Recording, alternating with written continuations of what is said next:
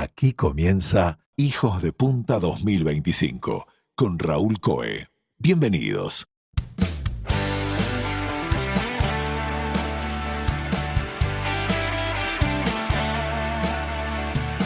Muy buenas tardes para todos y bienvenidos a Hijos de Punta.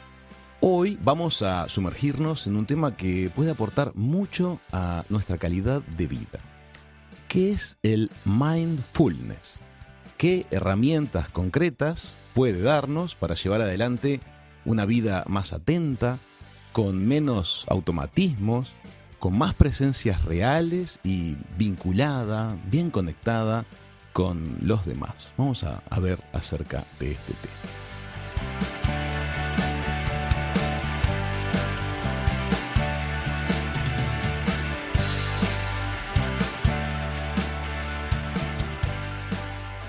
Hola Delfina, ¿cómo estás? Hola Raúl, ¿cómo estás? Muy contenta de estar acá. Muy feliz de haber sido convocada, un placer. Muchas gracias. Delfina es Delfina de Achával. Ella es psicóloga clínica y neurocientífica. Fue formada en el Instituto Fleni y en el CONICET en la ciudad de Buenos Aires. Es conferencista, es divulgadora, es una referente en el mundo del mindfulness, con muchos años tanto de formación como de práctica, como de enseñanza de esta herramienta, de esta disciplina. Delfina es instructora en varios programas relativos a esta actividad, trabaja en contextos laborales, educativos, personales. Vamos a ir metiéndonos en todo este tema. Delfina, ¿podrías empezar por definirnos a todos los que nos escuchan qué es el mindfulness? Sí, totalmente. Empecemos por lo primero. Ahí está. ¿Qué es el mindfulness o la práctica de mindfulness? Lo que en español traducimos como atención plena también o conciencia plena, y tal vez hay personas que lo escucharon en español con esta traducción. Em, la práctica de mindfulness tiene que ver con un entrenamiento de nuestra atención, ¿sí? Nuestra atención como función cognitiva. ¿Para qué? Para poder eh, lograr estados de mayor conciencia en nuestro día a día. Es un entrenamiento de nuestra atención y para llevar nuestra atención ¿a dónde? A la experiencia presente. ¿Y qué es la experiencia presente? ¿No? Vamos a ir como desglosando un poco esto. ¿Qué significa estar más presentes? Lo presentaste muy bien, ¿no? Tener vínculos más reales, más de calidad. Bueno, empezar a registrar cómo, cuáles son aquellas cosas que estamos pensando, cuáles son aquellas cosas que estamos sintiendo, nuestras emociones, o qué sensaciones físicas estamos teniendo en este momento, ¿no? Esas son las formas en que nos anclamos nuestra atención al momento presente. Y además de llevar atención con intención, porque la intención es muy importante en mindfulness, porque no es que llevamos la atención de cualquier manera, tenemos que entrenarnos, como te dije, ¿no? Por eso necesitamos hacer cursos, talleres o programas para entrenar esta atención, porque no nos sale solos, digamos. La tercer pata de mindfulness y la definición es con dos actitudes muy importantes. Hay que hacerlo con aceptación y con no juicio, ¿no? ¿Qué significa un poco esto? Bueno, podríamos hablar una entrevista entera de la aceptación y el no juicio, pero básicamente tiene que ver con que mindfulness nos entrena a aceptar la situación o la experiencia presente, como dije antes, pensamiento, emociones o sensaciones físicas que tengamos, tal cual está, tal cual llega a nuestra vida. No es una práctica que quiere llevarnos a sentir ciertas emociones en particular y otras no, o sentirnos relajados y no tensos, o tener ciertos pensamientos positivos y no negativos. Todo lo contrario, mindfulness abraza con mucha aceptación, sea como sea que estemos, en el momento en que estemos, ¿no? Tanto a lo agradable como lo desagradable. Esto tiene un poco de fundamento más de psicología budista, de Oriente, ¿no? En donde justamente entra esta segunda cualidad que es el no juicio. Desde mindfulness no juzgamos tanto como positivo, negativo, bueno o malo, sino tratamos de cultivar esto del no juicio, porque si no vivimos en una diada constante de si es algo que me gusta o una emoción que estoy sintiendo y me tiene bien, quiero que se quede conmigo y me apego a eso. En cambio, si es algo que estoy sintiendo y me incomoda, un enojo, una tristeza, un rencor, no quiero que salga rápido y lo que sabemos de la neurociencia hoy es que si yo intento apegarme o rechazar algo, por más de que lo intente no va a suceder, porque sabemos que todo es impermanente, que lo único constante es el cambio. Entonces, desde Mindfulness aprendemos también a navegar estas emociones agradables o desagradables, o pensamientos, que llamamos hoy positivos o negativos, tratando con aceptación y sin juicio. Así que ahí te hice una definición media entera, pero básicamente es un estado de conciencia que emerge de prestar atención con intención, con entrenamiento a nuestra experiencia presente, que es nuestros pensamientos, nuestras emociones, nuestras sensaciones físicas, con las cualidades de aceptación y de no juicio. Fascinante, muy buena definición porque pone sobre la mesa un poco todos los elementos que creo que podemos ir desgranando. Ahora, quiero subrayar un aspecto. Hay un gesto voluntario, entonces, en despertar en nosotros esa conciencia de lo que tenemos delante, que puede ser bueno o malo. Sí, me encanta que traigas lo de lo voluntario, Raúl, porque en realidad nosotros cuando llegamos a esta vida, de hecho nuestros niños, si vemos a los niños, en realidad cuando yo hablo un poco de esta descripción, son muchos los momentos que tenemos de momentos mindful, lo que podríamos llamar, ¿no? De conciencia plena o atención plena, donde estamos ahí a nuestro 100%. Pensemos de vuelta en nuestras infancias, ¿no? Bueno, estos niños, cuando el niño es un gran maestro de esta capacidad de entrenamiento, está desde siempre en nosotros esta capacidad de estar al 100% con lo que esté pasando, ¿no? Es como uno va caminando con un niño y dice, mira mamá, mira esa piedra, o mira esa capacidad de asombro, esa capacidad de, ¿no?, de apertura y de curiosidad y también de intensidad con todo lo que le esté pasando, con lo bueno y con lo malo, ¿no? Ahora, pareciera, si yo te digo todo esto, que todos en realidad tenemos esta capacidad de poder ser conscientes y estos momentos mindful en nuestra vida desde que nacemos, es innata.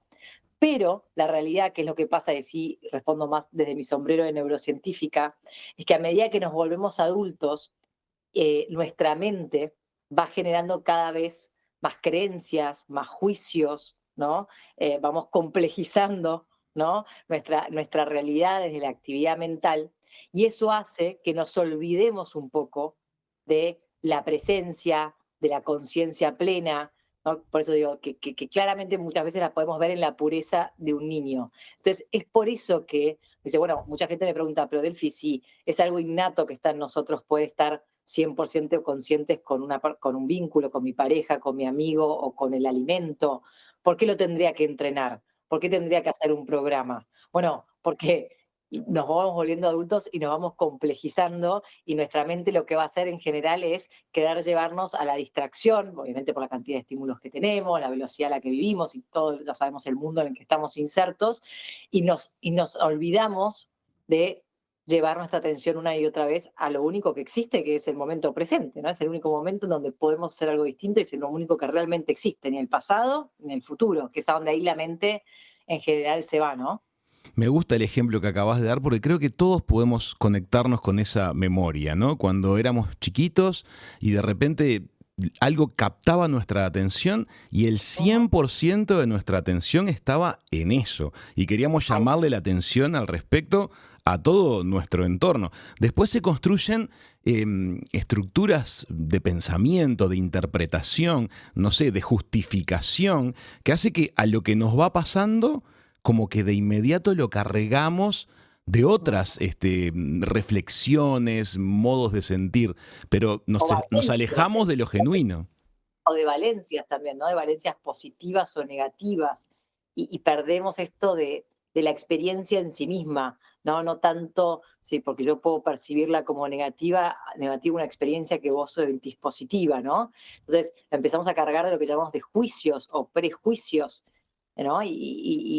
Y eso empieza a complejizar la cosa, pero tal cual, como decís, el niño está ahí siempre como al 100%. Cuando le decía a un niño, tenés un cumpleaños dentro de una semana, anda a explicarle la noción del tiempo a ese niño, ¿no? Que va a tener que esperar una semana, ¿no? Claro.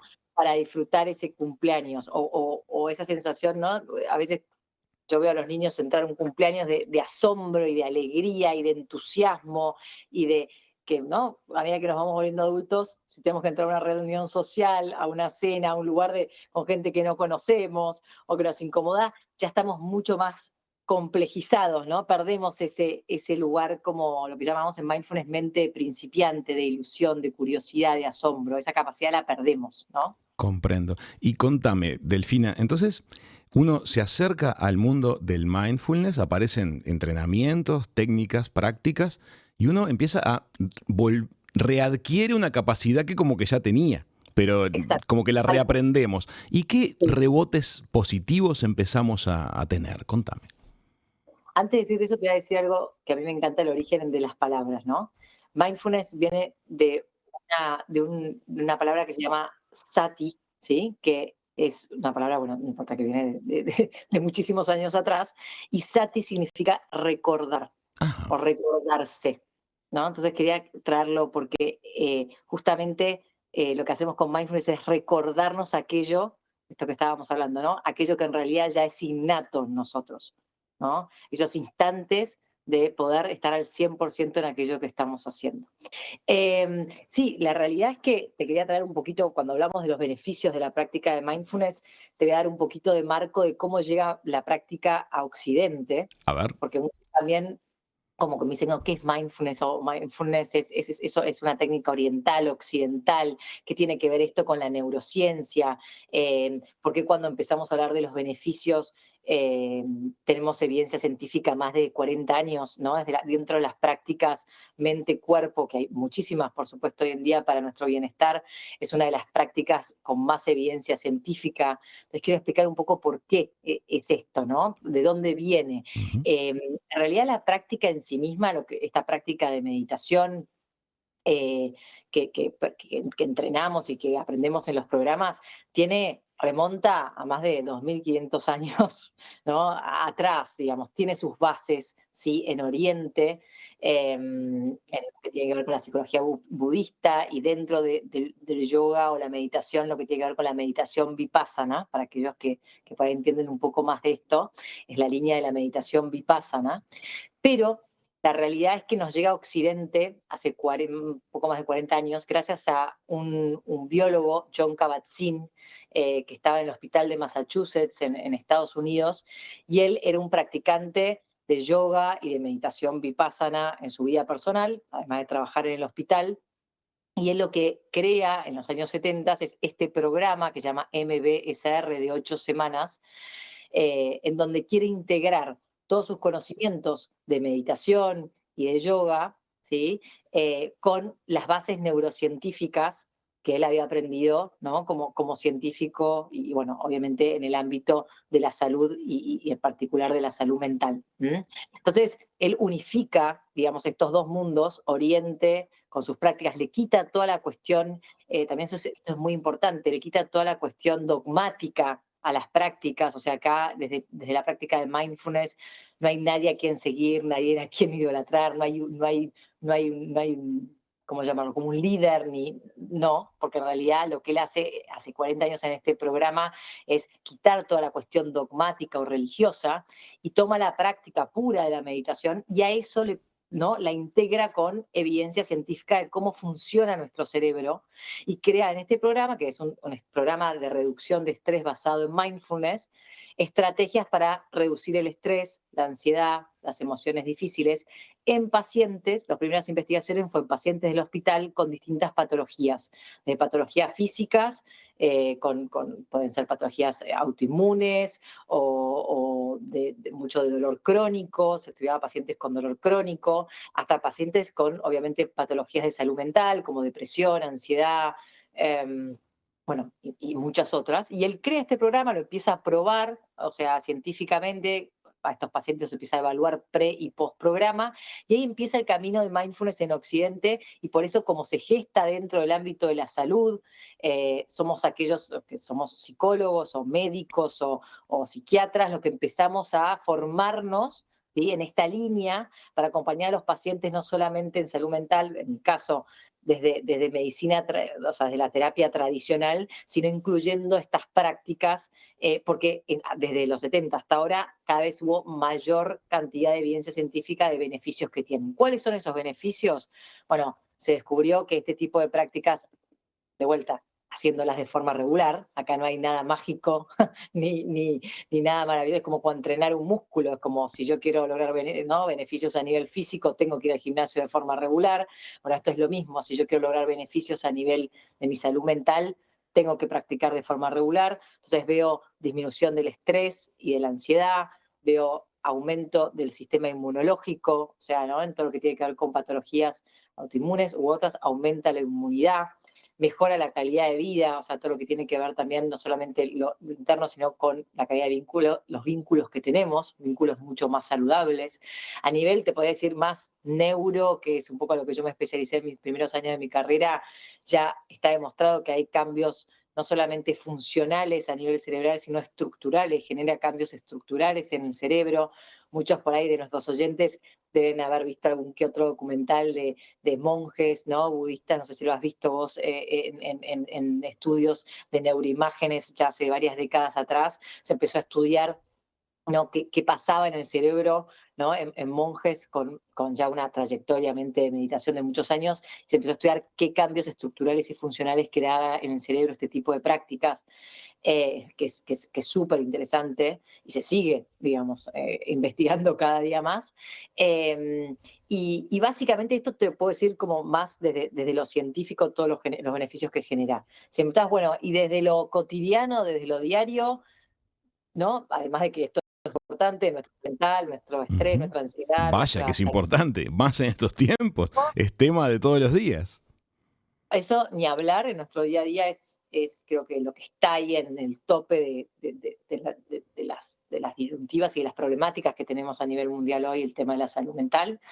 En la diaria yo creo que lo que genera, lo digo en primera persona porque en realidad yo lo empecé practicando para mí y después empecé a entrenarme para compartirlo con otros, con mis pacientes, con cursos o talleres que yo doy. Yo lo que siento que mindfulness es una herramienta que me ayuda a, a estar presente, pero de una forma muy auténtica, ¿no?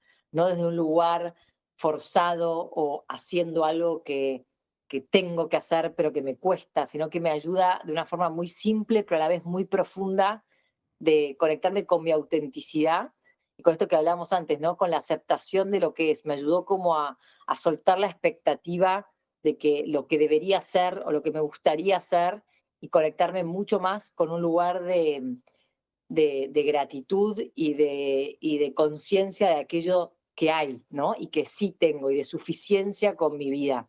Esto te estoy hablando más a nivel ser humano, no tanto a nivel persona, pero lo mismo se transmite, ¿no? En mi terapia y en la compañía de otras personas.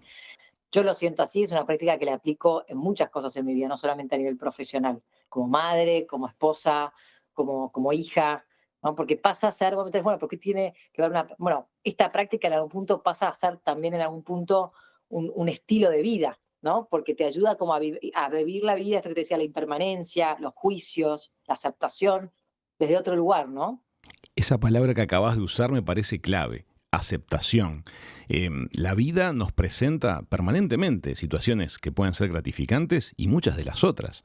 Y creo que gran parte de poder navegar con serenidad, con cierta elegancia, las vicisitudes, pasa por la aceptación. Tú nos estás diciendo que estas técnicas nos entrenan, nos permiten activar talentos que ya teníamos. Es como una especie de repliegue individual, pero Ujú. parece muy enriquecedor lo que estás describiendo. ¿Es difícil reaprender estas técnicas? ¿Lleva mucho tiempo? Danos un entorno realista de cómo es empezar con esto. Para cualquier persona que quiera empezar, lo primero que quiero decirle es que no es algo complejo, pero sí como todo hábito que queremos arrancar en nuestra vida, por supuesto que va a necesitar, vos dijiste algo al principio de esta entrevista, de voluntad, ¿no? Ujú. Necesita de nuestra voluntad y necesita de nuestro entrenamiento, ¿no? Entonces lo que yo recomiendo, o sea, tanto a nivel grupal como a nivel individual, que comiencen con un entrenador, bueno, en primer lugar, certificado, que chequeen muy bien, ¿no? En qué lugares lo pueden hacer. Hay lugares certificados centros certificados de mindfulness en Montevideo, en Punta del Este no, yo vivo en Maldonado, en Punta del Este, pero sí yo, por ejemplo, hago mindfulness 1 a 1. Acabo de tener, por ejemplo, una sesión de entrenamiento de mindfulness a nivel personal, porque en este momento, en este particular momento, no estoy haciendo grupos. Hay lugares en Argentina y hay lugares en el extranjero, y gracias al internet y a poder hacer un entrenamiento, un programa de forma online, podemos hacerlo desde cualquier lugar del mundo. Lo Se importante pueden es hacer hacerlo. online, mirá qué interesante. Pensaba que requería la presencialidad. Este mismo programa que yo te conté, el MBSR, que es Mindfulness Based Reduction Stress Program, o programa de estrés basado en mindfulness, que creó Kabat-Zinn hace ya 40 años, se sigue dando. Es un programa de 8 semanas que se da en los lugares como más importantes del mundo. Hay lugares en Argentina, hay lugares en Estados Unidos, hay lugares en Europa, que uno puede buscar MBSR, programa de mindfulness, y puede elegir dónde hacerlo. Hay lugares también en Montevideo, que lo pueden dar de forma presencial u online. Eso primero. Hay también talleres introductorios. Si uno no quisiera tomar un programa de 2 semanas, de 2 meses, perdón, de 8 semanas, puedes hacer un programa introductorio, 1 o 2 encuentros en donde, ¿qué hacemos en estos programas? O cuando yo doy estos programas, empezamos como a integrar, como yo dije, esto de la neurociencia, qué significa, qué es el estrés o qué es la ansiedad, o cómo funciona nuestro cerebro cuando estamos bajo estrés crónico o ansiedad, con prácticas, ¿sí?, de mindfulness para empezar a aplicarlas en nuestro día a día.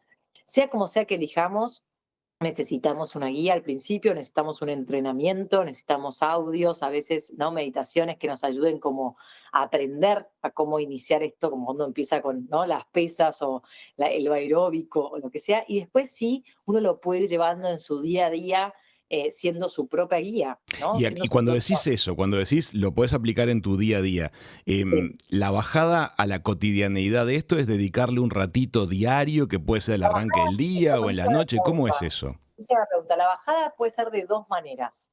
Están las prácticas formales, lo que llamamos prácticas formales de mindfulness, y las prácticas informales de mindfulness. Las prácticas formales es lo que nosotros llamamos, o sea, a lo que puramente es la práctica de meditación, ¿sí? La práctica formal es sentarte, puede ser sentados o acostados, ¿sí?, o en movimiento. También podemos practicar mindfulness o meditación. Bueno, de hecho el yoga o otro tipo de prácticas son prácticas de meditación en movimiento, ¿no? Y son prácticas formales a las que sí le tengo que dedicar un ratito de mi día a día. Bien. Podemos empezar con lo que está probado científicamente, es que antes era, bueno, tengo que empezar 40 minutos, 45 minutos por día meditando todos los días. No, hoy es mejor hacerlo de forma más breve, pero sí más consistente en la cantidad de días, ¿sí? Que prefiero eso a que empiecen a hacer una meditación o que se ponga una app de mindfulness en su teléfono y hagan algo de 40 minutos, pero cada tanto. Yo prefiero que practiquen y que empiecen a entrenar su cerebro y su atención 10, 15 minutos por día, pero que sea de forma consistente. Una consulta, Delfina. Una vez que uno adquiere las habilidades que se logran con el aprendizaje, ¿tú sugerís una dedicación diaria, un ratito, pero frecuentemente, para tener este contacto un poco con uno mismo, reflexionar sobre lo que estamos sintiendo? Pero también tengo entendido que el rebote del mindfulness empieza a aplicar a nuestra vida cotidiana, a cuando nos preparamos un café, a cuando estamos recibiendo un mensaje verbal, alguien nos dice algo. Es como que empezamos a despertarnos en un montón de aspectos. Rebota por todos lados. Son lo que es la segunda práctica, que es la práctica informal. A ver, contame. Están las formales, que son las meditaciones en sí mismas, que, a ver, vos me preguntás y yo te digo, estas tienen que estar sí o sí. Las próximas formales, porque es la forma en que vos, es como el hardware donde vos entrenás tu atención y tu foco atencional a través de la práctica formal. Bien. Pero después están, como decís vos, el efecto rebote, como trajiste, las prácticas informales. Entonces, ¿qué son las prácticas informales? Porque pareciera, al estar como un poco de moda, a veces es como que, bueno, pareciera que todo es mindfulness o que podemos aplicar mindfulness a todo. A ver, mindfulness no se trata solamente de meditar o de respirar. Kabat-Zinn dice, mindfulness se trata de llevar conciencia a cualquier cosa que yo haga en mi día a día. Entonces ahí está un punto Decir, bueno, si yo, por ejemplo, me estoy duchando, muchas veces arrancamos con mis pacientes o mis alumnos, es decir, bueno, si yo hago algo que hago todos los días, ¿no? Por ejemplo, darse una ducha, o por ejemplo, lavarse los dientes, o por ejemplo, estar en contacto con algún alimento, no sé, tomarse un café o almorzar algo rico. Cualquier actividad cotidiana que yo haga, en general, nuestra mente la hace en lo que llamamos piloto automático, ¿sí? Porque nosotros estamos tan entrenados en automatizar procesos en nuestro día a día, ¿sí? Porque la mente tiene que ser eficiente, porque es el órgano del cuerpo que más necesitamos y que más energía, digamos, necesita. En general lo hacemos en automático. Entonces, el proceso de mindfulness en estas prácticas tiene que ver con desautomatizar ese piloto automático y darte la posibilidad de darte esa ducha o de comerte esa ensalada o de tomarte ese café de otra manera, de una forma consciente. ¿Y cómo sería eso? ¿Cómo sería llevarlo a un lugar consciente? La primera sugerencia que hacemos es hacerlo con los 5 sentidos. O sea, si yo voy a entrar a darme una ducha consciente o no, o alimentarme, hay toda una rama que es mindful eating, que tiene que ver con la alimentación y mindfulness, con mis 5 sentidos. Entonces, puedo, en vez de estar mi mente en aquello que voy a hacer o aquello que pasó, o no, que en general lo que pasa es eso, como dije, la mente se va del pasado o hacia el futuro, estar, no sé, con el aroma del jabón que me estoy duchando, sintiendo el vapor del agua, ¿no? o el tacto, ¿no? O la vista, ¿no? Si me estoy alimentando, puedo estar, y hasta le diría, a veces, tal vez ni siquiera es todo un almuerzo, pero puedo dar 2 o 3 bocados de aquello que estoy por ingerir con mis 5 sentidos, oler el aroma, sentir el gusto, las texturas, ¿no? Esto que parece tan simple, primero que es muy complejo porque nuestra mente vive a 1000. Y segundo, genera muchísimos beneficios porque lo que hace es primero parar, ¿no? Y conectarnos con lo que verdaderamente está pasando. Y ni hablar en los vínculos, ahora podemos ir a los vínculos, Es un pero juego también, riquísimo el que estás proponiendo, porque la cantidad de sensaciones que podemos redescubrir, disfrutar, sorprendernos de que las tenemos y no le prestábamos la más remota atención, muchas veces nos puede dejar sorprendidos. Realmente hay mucha más riqueza perceptiva en los hechos simples de la vida de los que creemos. Basta con ponerles atención. Te quería hacer un comentario. hay una frase que dice, mindfulness es volver extraordinario aquello ordinario de nuestro día a día. Y es Clarísimo. exacto lo que estás trayendo, ¿no? Y tú sabes que en días recientes atravesamos a nivel familiar algunas muy malas noticias, momentos muy, muy, muy penosos. Y atravesando esos momentos, me di cuenta de que a veces el cerebro de uno intenta, pese a la penuria, pese a la incomodidad, pese a la tristeza, intenta descubrir cosas agradables, positivas, constructivas, aún en esos momentos. El cerebro tiene sistemas de defensa que permiten evacuar momentos de incomodidad, absorbiendo sensaciones que puedan ser buenas de esa situación también. Sí, está muy bueno lo que estás trayendo.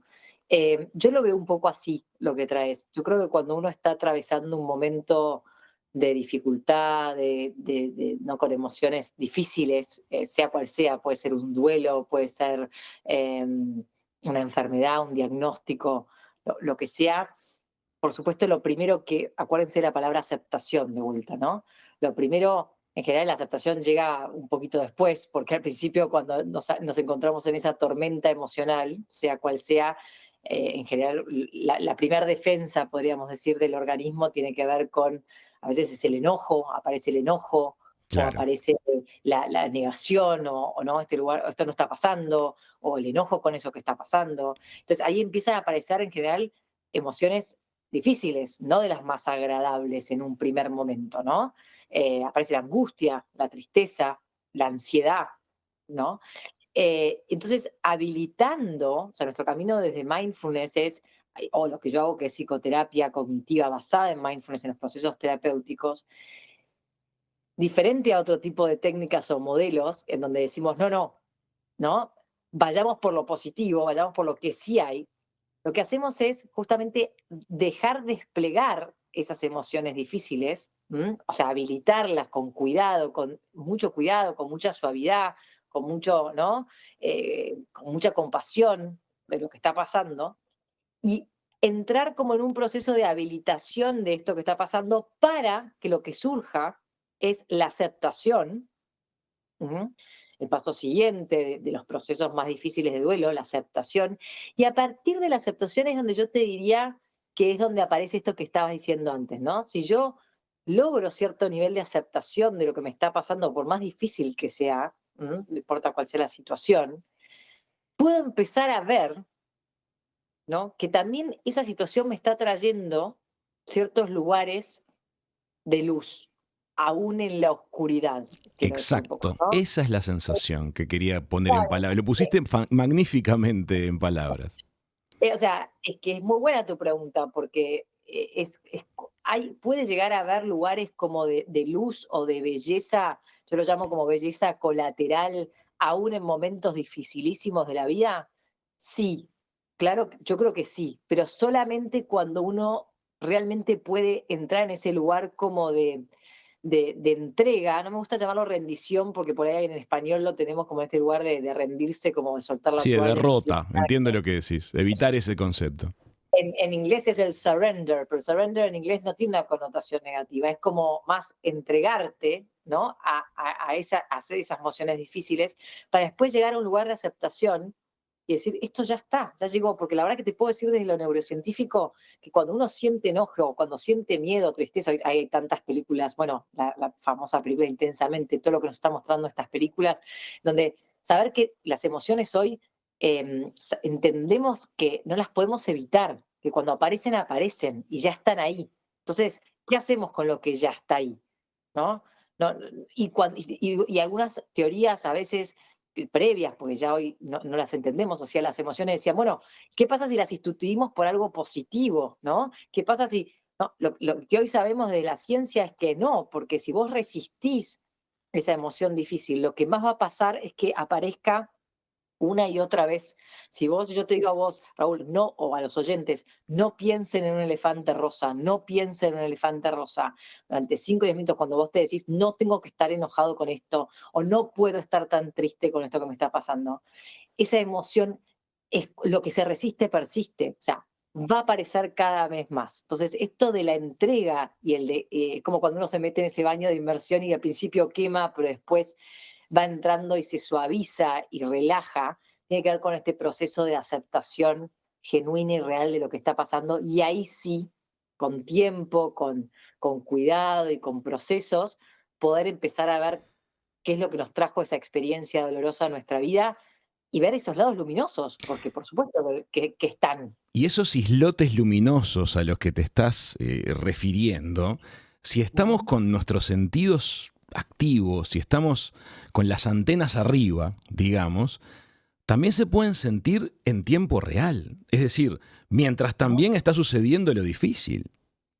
Sí, claro que sí. Si hay Sí, aceptación, también podemos escuchar esa voz interna que nos dice, ok, todo esto es un desastre, pero acá hay algo interesante, de acá vamos a crear algo, de acá sí. va a salir algo rico. Claro que trajiste, crear algo, ¿no?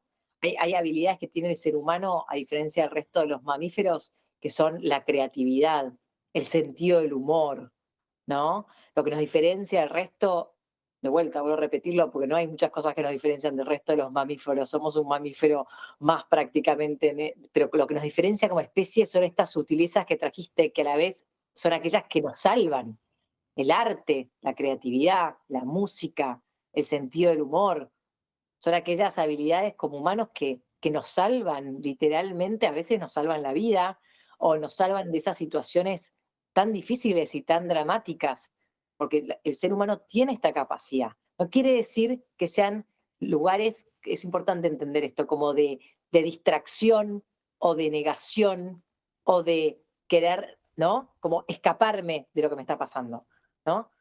No, no es un lugar ni de distracción ni de evitación, es un lugar de poder mirar aquello que me está pasando desde otra óptica, con otro ángulo, ¿no? Y por supuesto que es entrenable. Cuanto más entrenemos esto, lo que vos decís es más rápido va a aparecer estas habilidades en nuestra vida. Por eso lo lúdico es tan importante, ¿no? El poder, nuestros vínculos verdaderos, eh, conscientes, auténticos, de calidad en nuestra vida son muy importantes, ¿no? Eh, Delfina, te propongo que hagamos una pausita aquí. En la segunda parte quiero profundizar acerca de el aprendizaje de las herramientas y también quiero hacerte algunas preguntas relativas a este concepto de la aceptación aplicado a otros ámbitos. ¿Te parece bien? muy bien, un placer. Amigas, amigos, ya seguimos con mucho más de Hijos de Punta.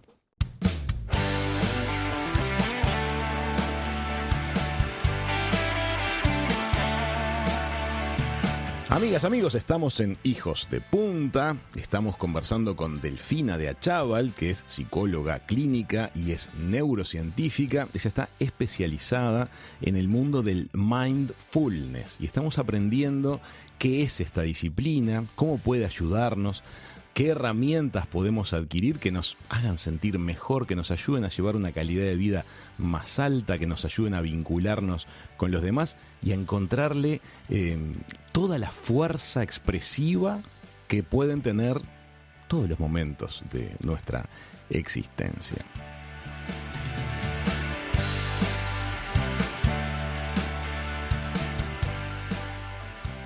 Delfina, tengo una consulta que me da curiosidad. Hace un tiempo atrás, un perro de la calle había sido lastimado por un vehículo y lo llevamos a la veterinaria. La situación era mala, el animal tuvo que perder una de sus piernas, pero se salvó.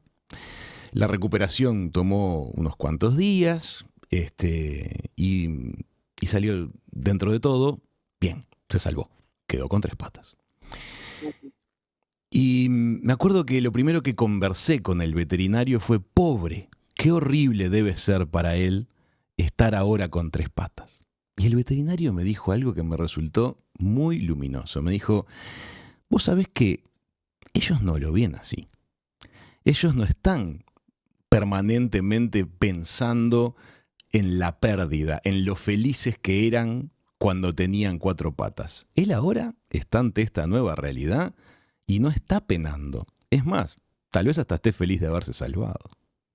Me fui para mi casa con otras sensaciones. ¿Hay algo de esto? Aplicaba lo que estás diciendo vos también, ¿no? Una pregunta, porque me das pie para algo que hablo siempre, siempre en mis talleres. Aquellos que me conocen, tal vez alguno me conozca y ya me haya escuchado alguna vez, va a decir: uy, va a repetir la historia de la cebra y el león. A ver. Voy a contar la historia, que es como yo explico la diferencia de cómo funciona nuestro cerebro humano a diferencia del resto de los mamíferos, que podría ser una cebra, un león o tu perro, este perro que salvaste compasivamente. Cuando la cebra, imaginemos una cebra que está en la sabana africana, ¿no? Comiendo, ¿no? Un poquito y tomando agua, y de repente, ¿no? Divisa a lo lejos un león, ¿no? La cebra se pone en reacción de estrés, o sea, su organismo, su sistema nervioso se pone en modo defensa, ¿no? Y el león también se pone en reacción de estrés, ¿no? El león para atacar, y la cebra, en ese momento de modo defensa, en un instante dice: tengo 3 opciones, o ataco, o huyo, o me paralizo. Esto tiene que ver con el cerebro mamífero, que también lo tenemos nosotros los humanos y es lo que compartimos con el resto de los mamíferos. Bien. Cuando nosotros nos vemos en sistema, cuando se enciende nuestro sistema de alarma, reaccionamos de 3 maneras, ¿no? Ante una amenaza, ¿no? Viene alguien a atacarnos a la calle, tenemos 3 opciones: o atacamos, o empezamos a correr, o nos paralizamos, ¿ok? Eso es lo que hace la cebra. La cebra toma la decisión, ¿no? Por ejemplo, sale, ¿no? Toma la decisión de huir y se salva del león. Ajá. Acto seguido de la cebra, una vez que su sistema nervioso, ¿no? Vuelve al equilibrio, sale el modo amenaza, es tirarse un ratito a descansar, a tomar un poco de sol, a hidratarse un rato más, hasta que vuelve a aparecer un nuevo depredador. Uh-huh. La diferencia que tenemos los humanos con eso que sabiamente te contó el veterinario, que es que nosotros entre amenaza y amenaza, entre percepción de amenaza y percepción de amenaza, pues puede ser que yo perciba algo como amenazante y vos no. Nosotros no descansamos como la cebra, no volvemos a nuestro equilibrio fisiológico, sino que seguimos muchas veces en estado de alerta. ¿Por qué? Porque pensamos, tenemos la capacidad de pensamiento y de raciocinio a diferencia de los animales. Entonces, lo que te dijo el veterinario es muy cierto, ¿por qué? Porque el animal, cuando vuelve a su equilibrio, no se queda enganchado pensando en lo que le pasó y que lo atropelló un auto, ni se queda enganchado pensando en el futuro y no vaya a hacer cosa que me vuelva a pasar, ¿no? Y si me pasa de vuelta, ¿me voy a salvar o no me voy a salvar? ¿Voy a encontrar a alguien que me ayude o no me ayude? Sí, ni lamentando la pérdida. Y lamentando la pérdida. El animal está 100% en el momento presente. Claro. ¿No? Cuando la cebra zafó del león, volvió a estar en equilibrio hasta que vuelva a estar de vuelta después en un estado de amenaza y después vuelve a estar en equilibrio. El estrés crónico en los seres humanos o la ansiedad, ¿sí? Que son dos males que todos, ¿no? Atravesamos en nuestro día a día, tienen que ver mucho con esto. La ansiedad, por ejemplo, es cuando que se originan los pensamientos, la ansiedad sale del pensamiento hacia el futuro de posibles situaciones amenazantes que podríamos llegar a tener en nuestra vida, pero que hoy no están sucediendo. Y esa ansiedad, esa anticipación de, uy, ¿qué pasa si, ¿no? Tal o cual cosa, activa en nuestro organismo una respuesta de estrés crónico. Nuestro cuerpo no se da cuenta que yo me lo estoy imaginando, realmente cree que está bajo amenaza. Entonces segregamos adrenalina, cortisol, y sabemos todo lo que eso genera, ¿no? En nuestro organismo, el estrés crónico. Entonces, está buenísimo lo que estás contando, porque vos te fuiste a tu casa diciendo, entonces, en algún punto, ellos están mejor que nosotros. Nosotros como humanos, con estos movimientos de la mente hacia el futuro o hacia el pasado, ¿no? Nos creamos realidades que no están realmente sucediendo en el momento presente, y eso nos lleva al sufrimiento, nos lleva al padecimiento. Mencionaste que cuando los pensamientos tienden a ir hacia futuros de amenaza, aparecen las ansiedades. ¿Qué es lo que Ansiedad, pasa cuando los pensamientos van hacia el pasado? cuando se van hacia el pasado, lo que predispone son más alteraciones de tipo de estado de ánimo bajo, ¿sí? En general, cuando nos vamos tenemos una tendencia a irnos mucho hacia el pasado, con apego hacia el pasado, ¿no? Esas sensaciones de en aquel momento de mi vida, ¿no? Fui muy feliz, o no, no, con aquella pareja, o con aquel, ¿no? O sea, en general se nos activan emociones más de estado de ánimo bajo, ¿sí? ¿No? No voy a llamarlo depresión, porque depresión es un diagnóstico en sí mismo, ¿no? Pero podríamos llamarlo más a un estado de ánimo bajo, que Ujú. obviamente si perpetúa en el tiempo sí puede después volverse en un diagnóstico como una depresión mayor. Pero así como para el futuro, para decirlo en grandes rasgos, cuando nuestra mente se va al futuro, ¿no? Se desencadena la ansiedad, que en un rango normal es algo totalmente, es un mecanismo adaptativo de nuestro organismo. El tema de la ansiedad es que cuando se va de ese rango sí pueden generar disfunciones o trastornos de ansiedad. Cuando se va hacia atrás, en un rasgo normal, por supuesto, en un rango normal es normal sentir nostalgia, ¿no? La famosa saudade, ¿no? Ujú. Que dicen los brasileros, es normal sentir nostalgia por ciertos momentos de nuestra vida, cierta tristeza, ¿no? O añoranza del pasado. Pero cuando eso se va de rango, cuando eso, ¿no? Se perpetúa en el tiempo, cuando eso empieza a afectar mi día a día, sí puede empezar a volverse ya una disfunción o un trastorno que es importante, por supuesto, poder pedir ayuda, levantar la mano y pedir ayuda, ¿no? Ahora estamos hablando de salud mental y me estoy poniendo más en lugar de psicóloga, no Está muy tanto bien. como Ujú. psicóloga, ¿no? Pero tenemos que hablar de estas cosas, porque acá vemos dónde se entrelaza realmente, ¿no? La salud mental con este tipo de prácticas, con el entendimiento, por suerte, que cada día hay más sobre el funcionamiento de nuestro cerebro, ¿no? De nuestros neurotransmisores, de nuestra mente. Así que bueno, ahí respondí un poco a tu pregunta de cómo funcionamos a diferencia de los animales. Hace un rato hablábamos de las habilidades, ¿no? Que nos ayudan a diferencia de los animales, ¿no? Como dijimos, ¿no? La creatividad, ¿no? El pensamiento crítico, la moral, bueno, hay un montón de cosas que se desarrollan bien acá en el lóbulo parietal, en la corteza prefrontal. Y qué cosas estamos ¿no? estamos más complicados que los animales es en esto, cuando nuestra mente, no podemos gobernar nuestra mente e irnos mucho hacia lo que va a pasar o lo que potencialmente va a pasar o lo que ya pasó, ¿no? Y las técnicas de mindfulness que tú dominás, enseñás y transmitís nos pueden ayudar a ser más capaces de recibir entonces las cosas tal como vienen, tal como son. Te quiero hacer esta pregunta. Cuando hablamos de recibir justamente, una de las cosas que recibimos cotidianamente es el impulso verbal de las demás personas, lo que nos dicen. ¿El mindfulness nos ayuda a tener una mejor escucha? Sí, absolutamente. Te diría una mejor comunicación. O sea, hay una rama de mindfulness. Siempre cuando uno quiere arrancar a practicar mindfulness, yo recomiendo arrancar por lo que se llama mindfulness intrapersonal, que es trabajar primero con uno mismo y con la gestión de nuestras propias emociones, pensamientos, ¿sí? O sensaciones físicas.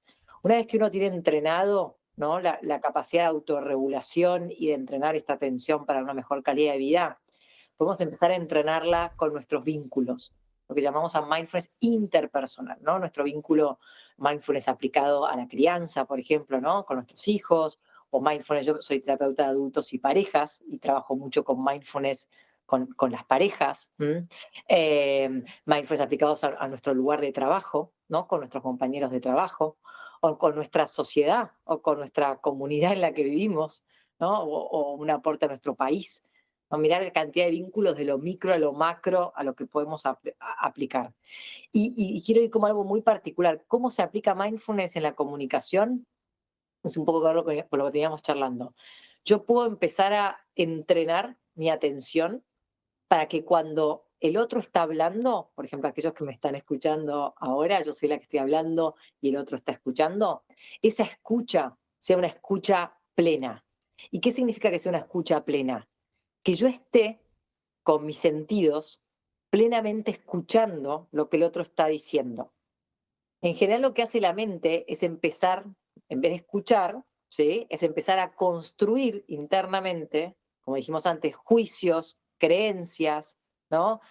Apegos, esto que está diciendo me encanta porque yo ya lo entendí, yo ya lo capté, o yo ya lo sé, ¿no? Empieza a crear narrativas internas que me pierden y me distraen de la escucha verdadera de lo que el otro me está diciendo. O a veces agradables o desagradables. También puede ser, ay, no, esto que está diciendo no me gusta, ¿no? O no tiene nada que ver con él, no. Pero empezamos a emitir juicios que nos distraen de la verdadera escucha de lo que el otro está diciendo. Entonces no termino escuchando, sino termino esperando a que el otro termine de hablar para yo decir lo que quiero decir, que es distinto, ¿no? Una escucha activa también implica mirar al otro, analizar sus gestos de la cara, del cuerpo. Una escucha activa no es solamente la voz que nos llega, sino que es una percepción global de ese otro, cómo está cruzando brazos o piernas, si se rasca, todos sus comportamientos. La atención tratada, despertada al máximo. La escucha activa tiene que ver con escuchar al otro, ¿no? Desde los 5 sentidos. No solamente desde el oído, ¿no? Desde la audición, que es porque estoy escuchando, sino desde la mirada de lo que el otro está haciendo, ¿no? Desde como dijiste, el lenguaje verbal y el no verbal, desde el tacto, ¿no? Desde las sensaciones físicas o los movimientos, ¿no? Y desde todos los sentidos. Pero te quería traer esto de que no solamente para tener una comunicación consciente necesitamos de la escucha activa o de la escucha consciente, sino también del habla activa o del habla consciente. ¿Y de qué hablamos cuando hablamos de habla consciente? Es cuando yo elijo hablar, cuando me toca hablar o cuando quiero poner mi punto de vista, o desde qué lugar lo hago, ¿no? Los invito a todos los oyentes como a piensen en alguna conversación que tengan que encarar en su vida, con algún vínculo, con una madre, con un hijo, con un hermano, ¿no? Bueno, tengo que hablar de esto, quiero decir esto. Bueno, ¿cómo sería la mejor manera, la manera más asertiva, decimos los psicólogos, de poder hablar? En primer lugar, tratar de hablar en primera persona, ¿no? Hablar de lo que me pasa a mí con eso que está sucediendo. No empezar a hacer conjeturas o a interpretar lo que el otro hizo, no hizo, piensa, no piensa, sino comunicar desde el lugar de lo que yo siento y de lo que yo percibo, me parece que es el lugar más auténtico y el más real y el más genuino. Después, elegir con discernimiento cuáles son aquellas cosas que suman a esa conversación. Dense un espacio si van a tener una conversación difícil, sobre todo en las difíciles, ¿no? Para pensar antes, ¿no? Cuáles son aquellas cosas que quiero decir y cómo las quiero decir. Porque muchas veces las conversaciones difíciles no tienen que ver tanto con lo que verdaderamente quiero decir, sino con cómo lo digo, el problema. Si yo me doy el tiempo, esto ahí entra mindfulness, ¿no? Si en vez de encarar esa conversación tomado por la emoción del enojo o de la frustración o de la soledad o de la tristeza, me doy espacio, un poco de espacio, dejo pasar un par de horas o unos días, o me voy a hacer un deporte, o me doy una ducha, y dejo que esa emoción, cuando mi cerebro está capturado por esa emoción, afloje, puedo tener una conversación mucho más constructiva, en donde puedo decir lo que verdaderamente quiero decir. No es que voy a decir otra cosa, voy a decir lo que quiero decir, pero no tomado por la emoción.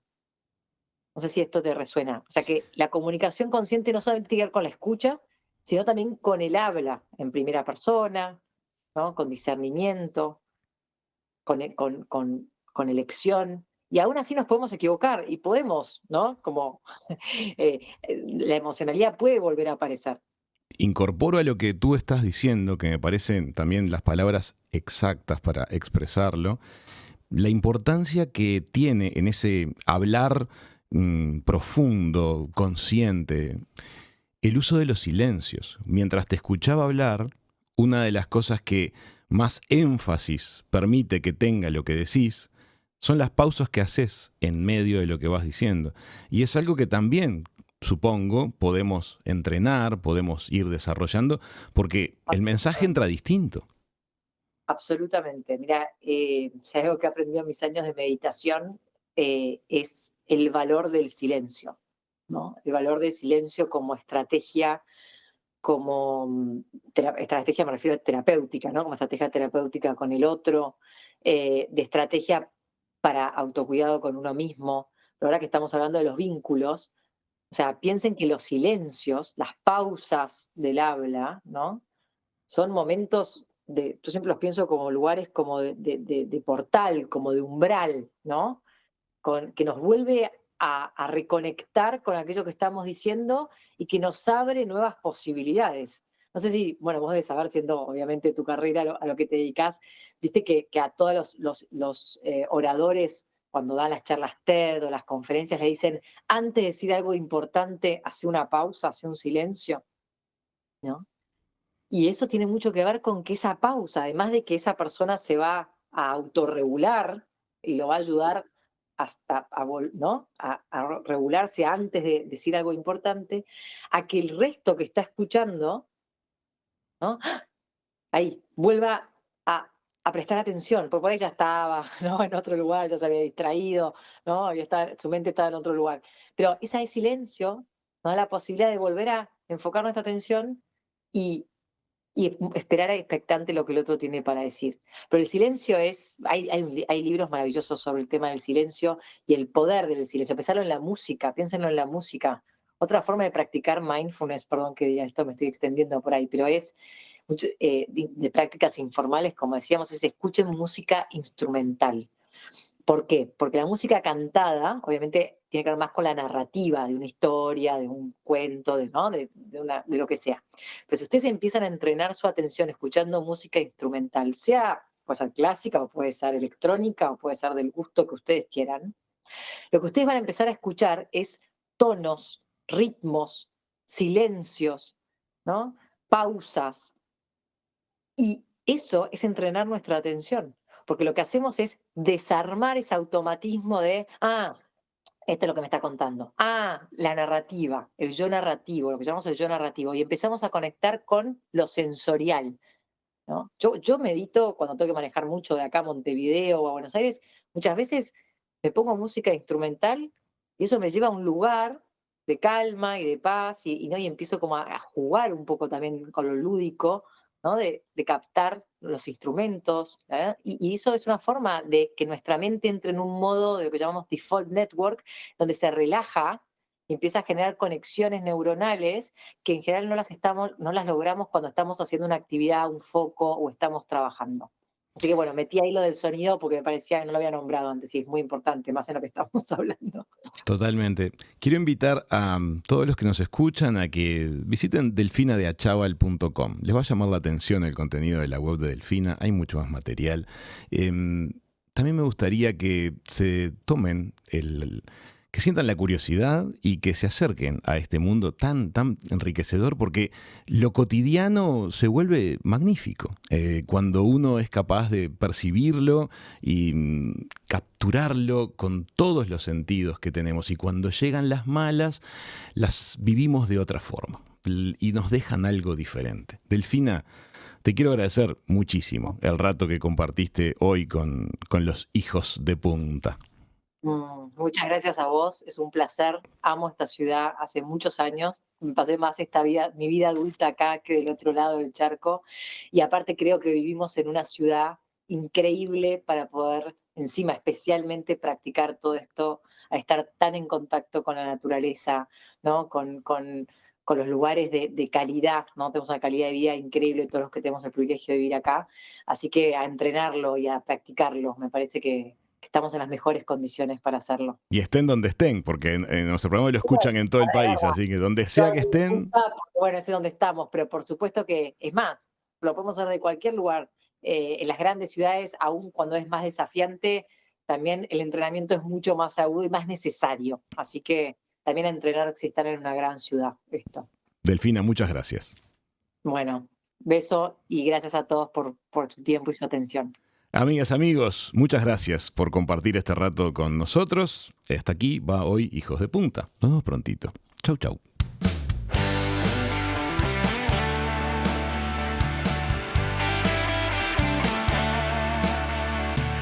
Siempre que quieras, las entrevistas de Raúl Coe están en Spotify, YouTube y en hijosdepunta.com.